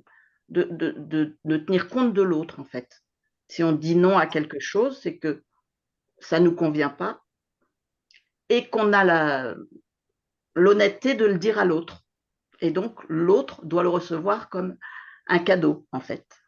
Et voilà, c'est un petit jeu, mais qui laisse entendre quelque chose d'autre aussi, à la fois aux adultes qui lisent et à la fois aux enfants qui écoutent et qui participent. Alors, quand on entend Sylviane dire ça, ça paraît évident, et ça l'est pas, mais c'est extrêmement juste. C'est-à-dire que quand on demande à un patient, êtes-vous d'accord, je vais vous proposer un traitement, qu'un patient dit non, s'il me dit non, et oui, il me dit non. S'il me dit non, c'est que pour lui, c'est pas un bon traitement, c'est que je n'ai pas raison. Ça remet en cause toutes nos certitudes. Oui, Antoine. C'est là où J'entends tout ça et je vais repartir sur l'hypnose. On a l'expérience, on a tous l'expérience de patients qui nous disent non pour l'hypnose, mais pour des mauvaises raisons. C'est-à-dire, en fait, je ne dis pas qu'il est coupable de son nom, hein. Je dis que c'est pour des mauvaises raisons, c'est-à-dire qu'au moment où il a dit non, en fait, les éléments dont il disposait pour pouvoir dire oui ou non, en fait, étaient pas encore établis. C'est-à-dire, soit le thérapeute n'a pas pris, enfin, que l'image de l'hypnose qu'il a est fausse et que le thérapeute n'a pas pris le temps non plus de pouvoir expliquer les choses. Soit il peut réagir aussi en fonction d'autres choses qui ne sont pas la réalité. C'est-à-dire que c'est compliqué en position de thérapeute lorsque il y a quelque chose, je suis dans le cas où il y a une demande, hein, du patient, hein. C'est pas le thérapeute qui va imposer la thérapie à l'autre. Je suis vraiment dans la situation dans laquelle le patient consulte ou qu'il est OK pour rencontrer la personne s'il est hospitalisé de façon à bouger quelque chose, hein. Et que parfois, le nom peut aussi être entendu partiellement, c'est-à-dire peut être entendu comme quels sont les critères de ce nom et finalement, est-ce que les critères qui font que le nom est présent sont si légitimes que ça ou est-ce qu'il y a autre chose qui est à interroger ou à donner? Et parce qu'il y a vraiment, particulièrement pour l'hypnose qui véhicule une image très forte, très spectacle, très ancienne, très véhiculée par le cinéma, par les séries. Le non est souvent en fait un non qui va refuser une position qui est souvent donnée, qui est la position de soumission à l'autre, je vais plus bouger, je vais fermer les yeux, l'autre va faire de moi ce qu'il souhaite, comme un pantin, etc. Et en position de thérapeute, c'est pas simplement le fait qu'on sait que ça ne fonctionne pas comme ça, parce qu'on en a l'expérience, mais plus que ça, on sait aussi qu'on va chercher plutôt l'inverse, c'est-à-dire justement pas une position de soumission dans un cadre où on se dit, ben, une thérapie par la parole ou d'autres méthodes de psychothérapeutique, en fait, n'auraient probablement pas le même impact. Et je pense sincèrement que l'hypnose dans ce contexte-là pourrait être bien pour le patient. Et donc, en tout cas, pour les prises en charge thérapeutiques et puis l'hypnose en particulier, qui est vraiment dans des représentations fortes, il me semble qu'à certains moments, ce nom doit être nuancé, c'est-à-dire ne pas être entendu comme étant quelque chose de définitif, mais plutôt comme un point d'étape qu'est-ce qui fait que le nom a été posé à ce moment-là? Et est-ce que réellement le nom correspondait à quelque chose qui était souhaité avec finalement une image peut-être un peu biaisée, mais peu importe. En tout cas, c'était une vraie volonté de ne pas y aller. Type, par exemple, l'image était fausse, mais la personne a déjà fait une séance d'hypnose avec quelqu'un qui s'était mal passé. Du coup, ça a renforcé l'image négative de l'hypnose, quand bien même ce ne serait pas la bonne image. Ou est-ce que effectivement le nom a été donné pour des critères ou avec des références qui en fait ne concernent pas la situation qui nous réunit à ce moment-là pour pouvoir faire quelque chose? Et donc, c'est vrai qu'en tout cas, dans le contexte thérapeutique et hypnothérapeutique en particulier, pour moi, la question du consentement, en fait, je ne la situe pas tellement, en fait, dans la verbalisation du oui ou du non. Je la situe beaucoup plus dans une sorte de mouvement, effectivement, entre le thérapeute et le patient, qui, à un moment donné, vont prendre la décision de passer à un autre mode de rapport. J'utilise ce terme de rapport haïtien parce que dans l'histoire de l'hypnose, on a parlé de rapport magnétique, puis de rapport hypnotique. Enfin, le terme de rapport, avec évidemment toutes les connotations symboliques qu'il peut y avoir, fait partie en fait de l'histoire de l'hypnose. Donc finalement, dans le contexte de l'hypnose, je parle avec mon contexte ado et adulte. Je fais plus du tout de pratique, j'ai plus du tout de pratique auprès des enfants. Dans un contexte ado ou adulte, le plus souvent, c'est quand même une sorte comme ça de mouvement un peu comme des vents, quoi, hein, qui sont dans la même pièce. Et puis, à un moment donné, il y a un mouvement qui va installer une cadence, un rythme particulier, et puis on y va autrement. Et puis, à un moment donné, je fais intervenir les perceptions. À un moment donné, je vais interroger justement sur la corporalité dont on parlait tout à l'heure, alors que jusqu'à présent, on était dans le descriptif d'une histoire ou d'une situation. Mais il y a pas vraiment ce oui ou ce non, en vrai. Il y a plus l'histoire d'une rencontre et le consentement de vivre une expérience à deux autour d'une histoire qui devient le prétexte à la rencontre. Et en tout cas, dans ce contexte-là, c'est vrai que souvent, quand les patients disent non, premier entretien, est-ce que vous seriez d'accord pour qu'on travaille de cette façon-là, etc. Le non, il est souvent à interroger. Parfois, c'est un vrai non, bien sûr, mais parfois, c'est un non qui signifie autre chose, c'est-à-dire qui est bloqué par d'autres portes que celles qui vont être présentes. Et c'est en ça que je disais tout à l'heure que pour l'hypnose, pour moi, les éléments sont pas simples à manier parce que le revers de la médaille, c'est que l'hypnose, comme je disais tout à l'heure, est un jeu d'influence. Et donc, du coup, c'est vrai que la position du thérapeute, c'est-à-dire sa démarche éthique qui est de toujours s'interroger sur qu'est-ce que je suis en train de faire et est-ce que la réponse du patient, jusqu'à quel point la réponse du patient n'est pas liée à mon mouvement, à moi-même, etc., elle est pour moi fondamentale. Parce qu'en hypnose, vraiment, il y a, sans diaboliser l'hypnose, certainement pas, sinon on n'en ferait pas, mais sans diaboliser l'hypnose, il est vrai que c'est un jeu d'influence, l'hypnose, ne serait-ce que par les croyances qu'elle véhicule. Et donc, l'exigence éthique, l'exigence de la démarche éthique du thérapeute, elle est fondamentale pour prémunir, pour prévenir un peu cette situation-là. Mais il est vrai que souvent, on ne pose pas la question, est-ce que vous êtes d'accord pour jouer avec moi, pour reprendre un vieux film des années 80, mais en tout cas, est-ce que vous êtes d'accord euh, pour, euh, euh, pour être dans ce mouvement-là d'influence avec moi, quoi. On ne la pose pas comme ça. Et quand il y a une opposition du patient, elle est souvent, pas tout le temps, mais elle répond souvent à autre chose qu'à ce qui se passe. Et c'est en ça que pour l'hypnose, je trouve que la question, la question, elle est, euh, elle est particulière, quoi. Et notamment, alors ce qu'avait fait Freud très, très maladroitement, bien sûr, mais c'est comme ça à la fin du 19e qui s'en était sorti, c'est effectivement de dire, bah, chaque fois que le patient, je schématise un peu, hein, chaque fois que le patient dit quelque chose, en fait, je le ramène à mon propre vécu, contre-transfert. Et donc, du coup, m'interroger sur mon contre-transfert, en fait, me permet de tout le temps, préserver une forme de démarche éthique par rapport à l'autre. Là où je disais que c'était maladroit, c'est que du coup, à trop s'occuper de soi, finalement, on s'occupe moins de l'autre. Mais et donc, du coup, il y a quelque chose qui devenait malaisé. Mais en fait, je vous raconte l'anecdote historique pour ceux qui ne la connaissent pas en 2 secondes, parce qu'il y a un lien quand même avec ce que je suis en train de dire. En fait, Freud pratiquait l'hypnose. Il revenait de chez Charcot à la Salpêtrière. Il ouvre son cabinet à Vienne. Pendant un an, pour une raison qu'on ignore, il ne fait pas d'hypnose. Il fait essentiellement de l'électrothérapie, comme les neurologues faisaient beaucoup à l'époque. Mais voilà, pendant un an, en fait, il ne pratique pas du tout l'hypnose. Et on n'en connaît pas la raison. Et puis, il recommence à pratiquer l'hypnose au bout d'un an. Il reçoit des patientes. On est à Vienne, fin du siècle. Donc début du 20e, on est vraiment dans une Vienne assez puribonde, assez, etc. Et puis, bah, les patientes commencent à raconter des choses un peu à connotation sexuelle. Freud essaye de s'en dépatouiller comme il peut à l'époque.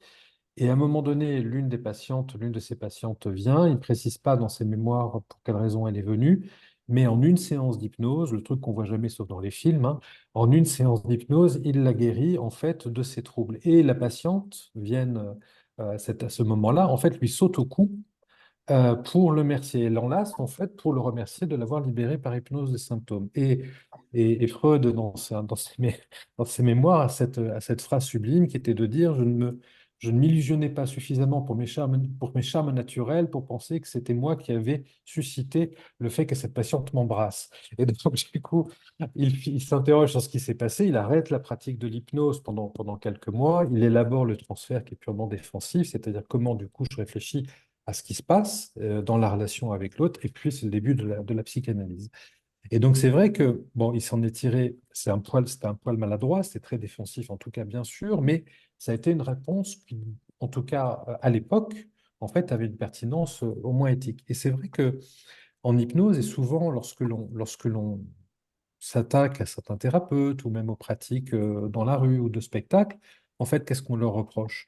On leur reproche fondamentalement, précisément, de ne pas demander le consentement à l'autre par rapport à un jeu d'influence. C'est-à-dire le Mesmer, le fascinateur, qui va faire 3 tests de suggestibilité, qui fait venir les personnes sur scène, mais à quel moment réellement est-ce qu'il leur a demandé leur consentement pour ce qui va suivre, en fait, par rapport à ces trois tests. Et il y a eu, j'avais vu le premier spectacle de Mesmer, et en fait, il y en a une en particulier qui, effectivement, pouvait être particulièrement choquante, où, à un moment donné, en fait, voilà, tu t'as mis effectivement, Nicole, c'est effectivement ça, en fait, il fait croire, en fait, que quelqu'un a un fusil et tire, en fait, sur quelqu'un d'autre. Et donc, du coup, il mime, en fait, une scène où on tue, en fait, quelqu'un d'autre. Et donc, effectivement, c'est notamment cette scénette-là qui a été perçue comme étant particulièrement choquante. et qu'il y a plein en fait d'infiltrations également dans l'histoire de l'hypnose, puisque sans aller trop loin, au 19e, là on part du côté de Nancy, fin 19e, début du 20e, dans les procès, on commençait à avoir les arguments chez les personnes qui étaient accusées de vol, d'agression, parfois de meurtre. Parfois, il disait, mais en fait, j'ai été hypnotisé ou j'ai été magnétisé. Et donc, je ne me rends plus compte de rien du tout. Et donc, vous avez eu toute une série d'études qui a été faite à Nancy pour vérifier jusqu'où on pouvait aller avec la suggestion. C'est-à-dire, est-ce que quelqu'un en état d'hypnose est réellement capable de prendre un fusil, de tirer sur l'autre sans s'en rendre compte et d'être amnésique par la suite? La réponse est non, je vous la donne tout de suite, mais c'est des études tout à fait passionnantes en fait qui ont été faites là-dessus, c'est-à-dire euh, dans ce contexte d'influence, jusqu'où peut aller l'influence de l'hypnose? Et donc, sans aller jusqu'à cet extrême, c'est-à-dire en dessous d'hypnose, on ne peut pas tuer quelqu'un d'autre, encore plus avec un mouvement amnésique, il n'empêche que fondamentalement, la racine de l'hypnose, c'est la suggestion. Et la suggestion, c'est-à-dire l'influence, est quelque chose dans lequel on va effectivement essayer de tisser une sorte de jeu, de rencontre relationnelle, perceptive, pour répondre en fait à la demande du patient. Mais il est vrai que bien souvent, on ne pose jamais formellement la question. Le premier niveau de Patrick tout à l'heure, c'est-à-dire le papier que l'on signe, le premier niveau du consentement, ce qu'il a indiqué comme étant ça tout à l'heure, jamais formellement on ne dit est-ce que vous êtes d'accord pour que j'utilise une méthode de nature d'influence psychologique de façon à pouvoir vous aider dans la raison pour laquelle vous êtes venu me consulter, alors même que Pascal a dû signer un consentement pour sa coloscopie. Donc voilà. Merci Antoine pour ces explications, c'est très bien. Joël et puis Nicolas, puis après on écoutera Henri pour terminer.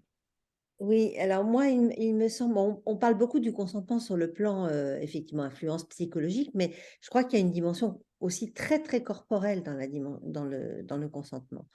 Et on sait très bien aussi que finalement, toutes les questions qui se posent autour du consentement, et en particulier dans les violences sexuelles, bien sûr, tournent autour aussi du corps. On a parlé de cet enfant qui se faisait laver le dos, enfin qui avait été le dos lavé par sa tante et qui, voilà. Je crois que cette histoire du corps, elle est vraiment aussi fondamentale dans cette dimension-là. Et je voulais juste rebondir sur ce que disait, très rapidement, sur ce que disait Antoine sur Freud. Freud utilisait aussi du massage au tout début de sa pratique. Il ne faisait pas que de l'hypnose. Et alors, à ma connaissance aussi, je crois qu'il se déplaçait au domicile de ses patientes, notamment dans les études sur l'hystérie. Et donc, il utilisait l'hypnose, les massages, et il faisait des séances d'hypnose journalières, c'est-à-dire que c'était tous les jours, pendant un certain temps, le traitement était fait comme ça. Donc, effectivement, après, Antoine nous l'a expliqué, les choses ont tourné autrement, mais voilà, c'est parti de là, c'est parti de ces pratiques aussi, finalement, très, très corporelles, et donc ça, on l'oublie souvent. Pas du tout. Merci Joël. Nicolas, tu voulais dire quelque chose tout à l'heure?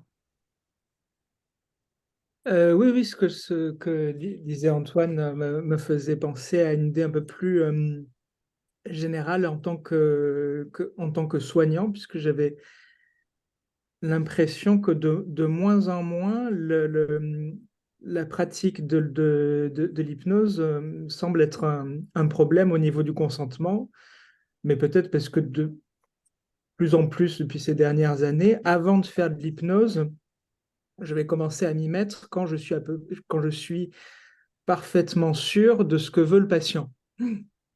Et qu'à partir du moment où on arrive à ce stade-là, j'ai l'impression que ça devient beaucoup plus simple puisque l'acceptation de l'influence pas semble être beaucoup plus simple pour le patient s'il est absolument sûr que je vais l'aider à accomplir ce que lui veut et pas ce que moi je veux.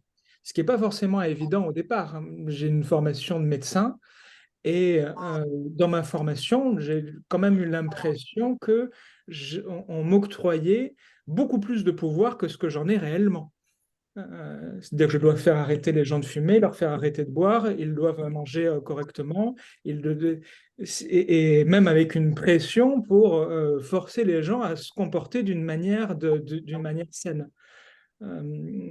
Et à force de pratiquer la thérapie et surtout de m'intéresser à la façon dont fonctionnait Erickson, j'ai fini par abandonner progressivement cette pression-là. Ça m'a d'ailleurs vachement soulagé de plus être obligé de mettre la pression aux gens pour qu'ils se comportent de la manière qui était attendue par la médecine, d'autant plus que pas forcément le meilleur exemple non plus. Donc ça nous a soulagés sur sur tous les plans. Et qu'à partir du moment où j'ai l'impression qu'à partir du moment où le patient sait que je ne vais pas chercher à le forger dans un cadre qui est qui est le mien, ça libère beaucoup de choses. Qu'à partir du moment où il sait que mon idée, c'est de suivre ce qu'il veut, lui. Même si je ne suis pas d'accord. Du moment que c'est en lien avec la morale et la justice, globalement, ça va. Même si je ne suis pas d'accord avec ce qu'il veut, je vais quand même l'aider à l'obtenir. Merci Nicolas. Henri? Oui, alors je retiens 3 points principalement. Le premier point, c'est quand même qu'il y a une définition du consentement qui est vraiment très, très difficile à trouver, qui n'en existe plus, et qu'en fait, elle dépend évidemment du contexte dans lequel on se trouve. Le deuxième point que je voudrais retenir, et c'est une idée de Sylviane qui m'avait déjà bien plu ce matin quand j'ai regardé la petite vidéo, c'est que finalement, dans certaines circonstances, elle transforme le non en consentement. Et ça, c'est vraiment très, très intéressant. Alors, évidemment, c'est antinomique, puisque non, ça ne veut pas dire oui, et consentement, ça veut dire oui. Mais c'est intéressant d'attacher la même valeur au non qu'au oui. Et ça ne se rencontre pas très souvent. Et le troisième point, alors je vais développer un tout petit peu plus, parce que ça me concerne, puisque l'exemple de la coloscopie, moi je suis anesthésiste, donc je suis confronté à ce consentement tous les jours. Et je vais rejoindre la position d'Antoine Dieu, c'est-à-dire qu'en fait, je me demande si le consentement, c'est pas un processus, quelque chose qui est évolutif. Quand, par exemple, le patient vient pour sa coloscopie, et alors, en anesthésie, on nous parle toujours du consentement éclairé, c'est-à-dire qu'en fait, le consentement, pour nous, c'est une information. C'est éclairer le patient pour l'aider à prendre sa décision. Donc, c'est bien. Et c'est pour ça que je rajouterai un troisième verbe à ce qu'a dit Antoine Dieu. Il a dit autoriser et accorder. Et moi, je rajoutais et impliquer. Et cette implication, elle va varier entre le moment de la consultation, par exemple, on va donc expliquer, etc., et on va demander à la personne son avis, mais tout ce qui s'est passé dans ce moment, dans ce processus de consentement va continuer d'agir sur le patient, et il est possible que le jour de la coloscopie, finalement, il change d'avis. Et alors qu'il avait préféré une anesthésie générale, il va peut-être demander une rachianesthésie. Alors qu'on lui avait proposé une hypnosédation, il avait refusé, mais il va peut-être l'accepter. Donc c'est vraiment un processus comme ça qui peut aussi être évolutif, pas seulement dans le cadre des psychothérapies, comme l'a expliqué Antoine Biog, mais aussi dans toutes les situations de consentement. Et je pense que c'est intéressant de mettre un petit peu de mobilité dans cette notion de consentement pour faciliter les choses et peut-être dans le cadre de la justice aussi, ça pourrait aider également parce qu'on aura plus d'implication. Et cette notion d'implication qui est souvent développée par Cynthia Fleury, par exemple, etc., c'est vraiment intéressant parce que ce n'est pas seulement l'information qui compte, mais vraiment l'implication. Et l'implication du patient facilite beaucoup la tâche, y compris dans des soins très, très médicaux comme la coloscopie, par exemple. Voilà. Merci Henri. Ouais. Moi, si c'est possible, je peux dire quelque chose. Oui, bien sûr, Christiane. Voilà, donc je rejoins ce que disait Monsieur Bensoussan là, parce que donc moi je vais dans des établissements de soins et par rapport à la sexualité et le consentement, et là c'est au niveau des personnes âgées, y compris dans les EHPAD et dans les gens qui ont des troubles cognitifs de type Alzheimer ou des dégénérations, etc., où il y a effectivement une vie affective et sexuelle. Et parfois, il va falloir demander les consentements et que ce soit écrit sur les dossiers de soins dans la cible sexualité. Et c'est pas si aussi évident que ça, parce qu'il faut que ce soit un consentement éclairé, hein, c'est bien ça. Oui. Donc, mais une personne qui a des troubles cognitifs, on peut très bien prendre le temps et avoir des consentements. Hein. Là, j'ai encore été appelée, donc là, c'est entre personnes âgées. Bon, ça va. Après, on a aussi des problèmes où il y a des agressions sexuelles de professionnels sur des personnes âgées ou sur des personnes en situation de handicap. Ce n'est pas aussi simple que ça, parce qu'on me convoque dans certains établissements, justement, pour faire des groupes éthiques, tout à fait autour de toutes ces difficultés, justement par rapport au consentement qui est écrit ou qui n'est pas écrit. Et s'il n'est pas écrit, eh ben, il n'y a pas de fiabilité. Et ça peut être très... même les établissements peuvent être impliqués. Les familles peuvent porter plainte. Enfin, moi, j'ai 3 ou 4 cas. Bon, il y a eu non-lieu parce qu'on avait fait les consentements. S'il n'y avait pas eu les consentements, il y aurait pu y avoir un problème sur l'établissement et la direction. C'est pas aussi simple que ça. Voilà. Et donc, on réfléchit. Il faut trouver des solutions les plus adaptées et en tout cas que ce soit écrit. C'est pas si simple, hein. Merci Christiane. Patrick, le mot de la fin. Bon, voilà. Mais bon, c'est complexe. Juste quelques mots. À l'origine, c'est une question simple, hein, le consentement, oui-non. On s'est Oui, oui. aperçu que c'était beaucoup plus compliqué que ça et que surtout, il y avait, je veux dire, entre ce que dit le droit et ce que disent les thérapeutes, il y a quand même une distance énorme. C'est-à-dire que le droit, je parle sous le contrôle du juge, mais c'est à l'évidence, il faut catégoriser. Est-ce que c'est autorisé ou non? Est-ce que c'est dommageable ou non? Pour le thérapeute, c'est est-ce que je peux aider? Est-ce que c'est possible ou impossible? C'est-à-dire que c'est pas du tout la même notion. On n'est pas sur les mêmes registres et on n'est pas du tout avec le même degré d'intensité. Je veux dire que le magistrat, il va pas rentrer dans les profondeurs de la raison pour laquelle, enfin, on fait telle ou telle chose. C'est une circonstance atténuante, aggravante, mais c'est la circonstance elle-même qui est envisagée pour la catégoriser. Et là, je trouve que c'est pas facile que l'on soit juge ou qu'on soit thérapeute, parce que c'est une lecture des incertitudes.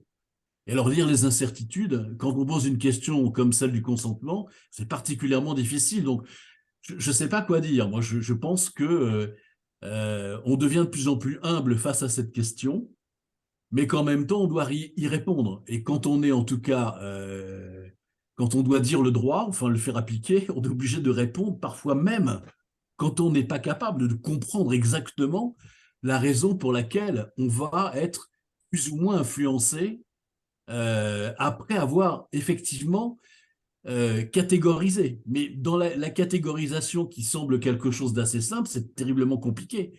Donc on est tout le temps dans cette incertitude et c'est difficile. Alors je ne sais pas ce que l'hypnose peut faire. Je ne sais pas s'il faut hypnotiser les juges aussi, peut-être. Mais en tout cas, c'est très compliqué. Voilà, je n'ai pas de remarques autres à faire. Merci à vous tous. Merci Guillaume Sauvage, merci Sylviane Merci. Rondet, Antoine Bioy, Joanne Mignot, merci Henri, merci Nicolas, Christiane. On se retrouvera le 25 janvier pour une conférence qui sera, vous verrez, très étonnante avec Thierry Servilla et avec Barbara Donville, qui viendront nous parler de la co-construction du lien à l'autre, de l'autisme et du lien thérapeutique.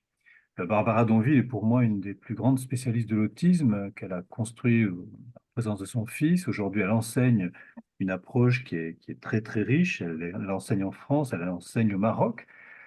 Thierry Servilla nous parlera d'hypnose orientée solution. Le but de cette conférence est d'explorer tout ce qu'on peut utiliser pour aller vers l'autre. Comment peut-on co-construire ce lien? Et je finirai sur ce mot en fait. C'est que la co-construction, c'est peut-être une des réponses au consentement. Je pense qu'on pourrait parler de co-consentement. Voilà. Est-ce qu'on consent à la même chose? Qu'est-ce qu'on peut trouver comme code d'identité pour pouvoir parler du même consentement? Merci à vous tous et Merci. puis passez une bonne fin d'année. Oui. Merci Pascal. Pareil. Merci. Bonne soirée à vous tous. Belle Bonne fête. soirée. Merci. Bonne soirée, bonne fête. Bonne fête Ouais, également. Merci, bonne soirée. À Merci. bientôt. Bonne soirée. Au revoir. Au revoir.